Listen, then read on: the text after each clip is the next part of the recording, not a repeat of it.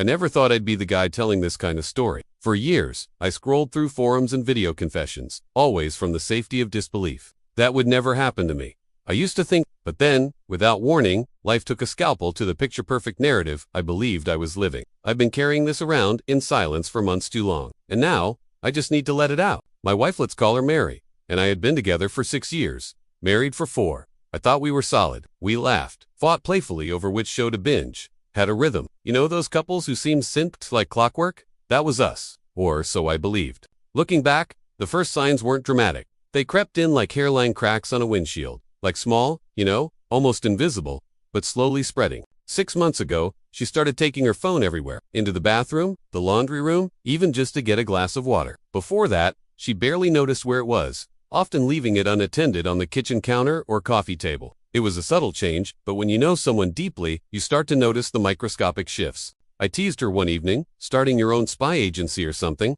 She smiled and replied, "No, just work stuff. Lots of emails lately." A harmless enough excuse. But then came the password. She'd never had one before. When I asked, she mumbled something about security. Hackers. Again, reasonable on the surface, but it didn't sit right. Then came the calls. She would take them outside or in the bedroom.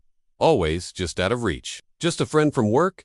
she'd say. If I asked, that phrase became her shield. The weirdest thing though, she started placing her phone screen face down. A tiny action, but loud in context. The kind of thing that screams secrecy. Still, I said nothing. I didn't want to come across as paranoid. I reminded myself that suspicion without evidence is just fear dressed in logic. But it wasn't just the phone. She was pulling away in other ways too.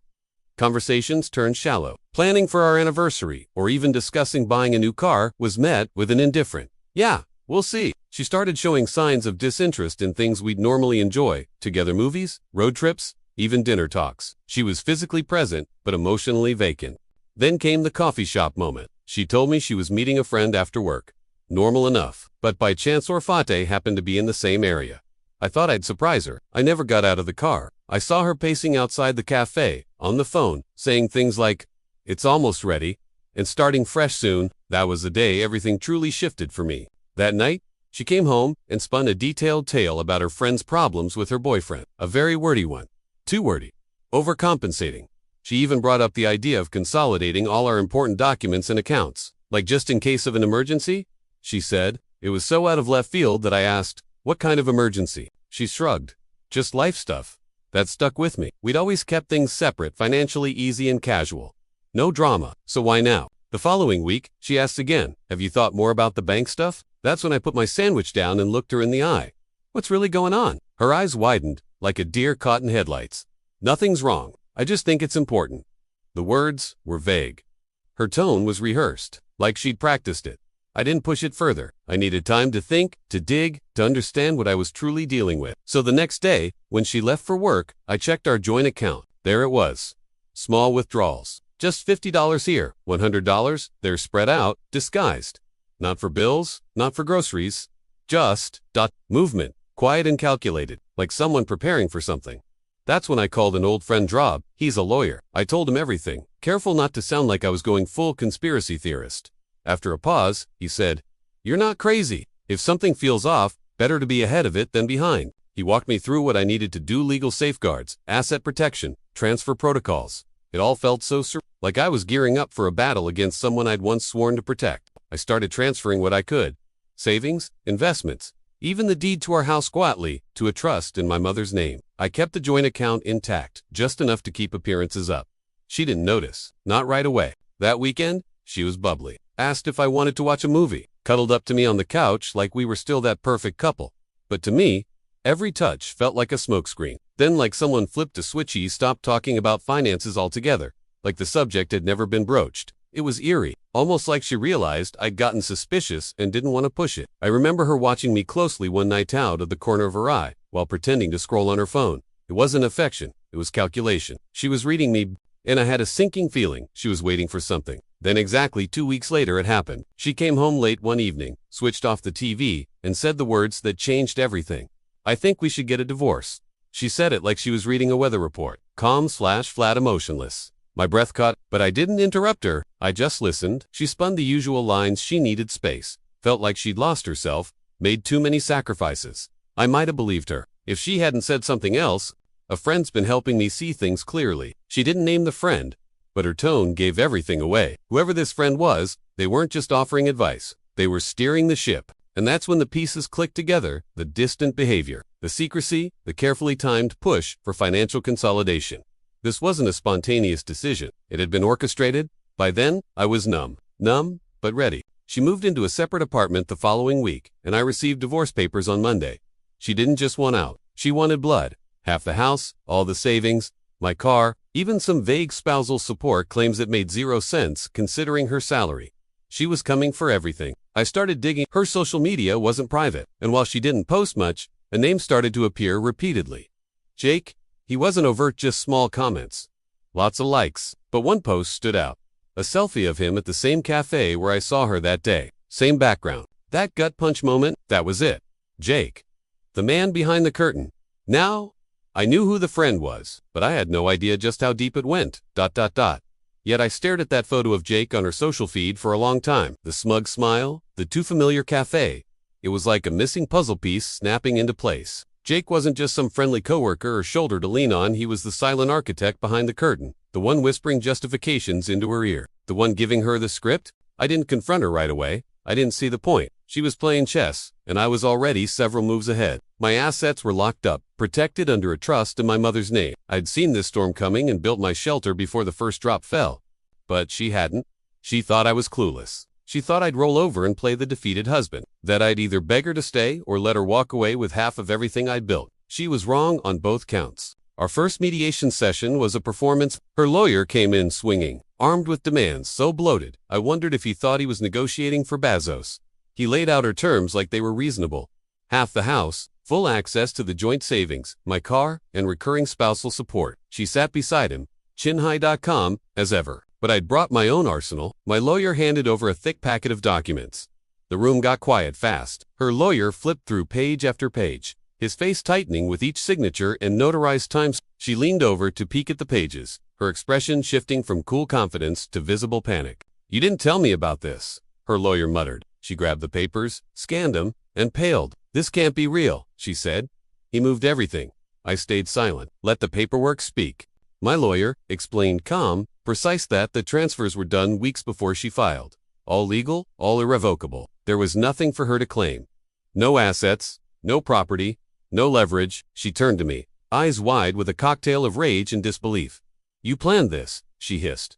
"You knew. You set this up to screw me over." I looked at her and said the only thing that mattered. "No, I planned this to protect myself from you." We walked out of that room with the law on my side and her strategy in shambles. She caught up to me in the hallway, grabbed my arm. "This isn't over," she said through gritted teeth. "You're going to regret this."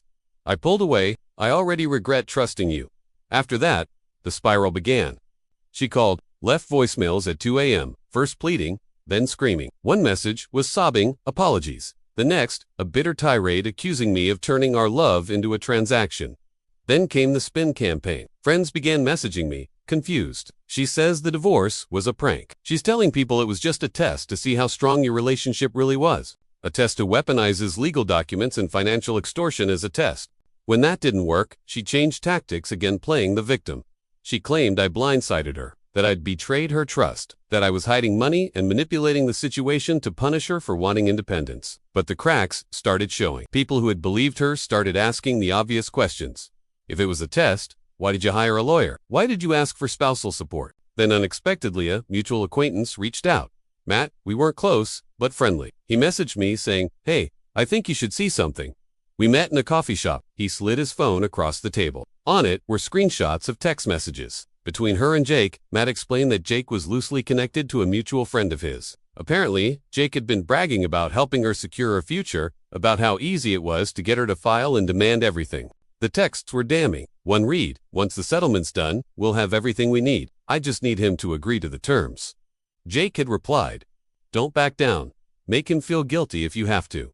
He owes you. We'll start fresh once you've got the money." That wasn't heartbreak. That wasn't confusion. That was collusion. And now I had proof. Matt shared the screenshots with a few trusted friends, and just like that, her carefully woven narrative began to unravel. People saw the truth for what it was, a calculated betrayal, dressed up as personal growth. Even her own family started backing away. Her brother messaged me days later, apologizing, said he'd believed her, thought I was the villain. I didn't know she was doing this to you, he admitted. But the biggest twist wasn't the betrayal. It was Jake, because as the story crumbled and the mediation went nowhere, Jake disappeared, vanished, deleted his socials, changed his number. One moment, he was her guiding light hand, the next a ghost. She tried to pretend like it didn't matter, like she hadn't just risked everything for a man who ditched her the second it stopped being convenient. But I knew better. And then she made her final move. She showed up at my house, hair a mess, eyes holla. She knocked, and I opened the door just enough to make it clear I wasn't inviting her in. "Please," she said. "I just want to talk." I didn't respond. She looked down, took a shaky breath, then pulled out something from her purse. "A letter?" I wrote everything down. "I don't expect you to forgive me, but you deserve to know." I hesitated, then took the envelope. She left without another word. I didn't open it that night. I stared at it for hours. Then finally, around 3 a.m., curiosity, when inside was 5 pages, handwritten. She admitted to everything. The emotional affair with Jake, the plan to file, push for assets, then start over with him. How Jake had convinced her I was holding her back and that she deserved more, that he promised to start a life with her once the money was secured. But then, she wrote something else, something I didn't expect. Jake, it turned out, wasn't just using her emotionally. He'd been using her financially, too. He'd gotten her to open a separate account just in case the settlement went their way, encouraged her to take out personal lines of credit under her names. They'd have starter cash once the divorce was done. And then, just days after the failed mediation, he cleaned out the account and vanished. She was left with debt, a fractured reputation, and nothing to show for it. I didn't feel sorry for her, not exactly, but something about it made the pain settle into something quieter, like closure. She'd gambled everything on a man who didn't love her, betrayed the one who did, and ended up with less than nothing. As for me, I kept the house, the savings, my name, my peace. My mother came over the week, the divorce finalized with a fresh coat of paint and Thai takeout. "Time to make it yours again," she said, and we did. I changed the locks, rearranged the furniture, got rid of the old wedding photos, and set up a new desk by the window. The view is nothing special, but it's mine. The last message she sent was 2 weeks ago. Just one line: "Do you think we could ever go back?" I didn't answer. Because I'm already moving forward. The end. Please, like and subscribe for more.